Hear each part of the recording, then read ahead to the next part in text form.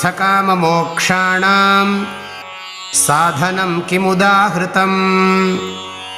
व्यास उवाच शृण्वन्तु ऋषयः सर्वे शीघ्रं संकल्पसाधनम्। सकृदुच्चारमात्रेण भोगमोक्षप्रदायकम्।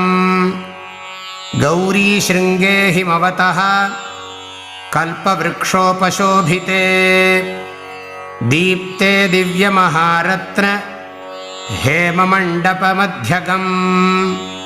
रत्नसिंहासनासीनं प्रसन्नं परमेश्वरं मन्दस्मितमुखाम्भोजं शङ्करं प्राह पार्वती।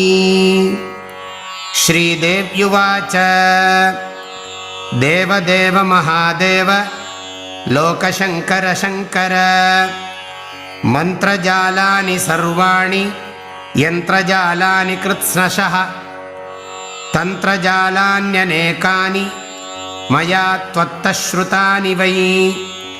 इदानीं द्रष्टुमिच्छामि विशेषेण महीतलम्।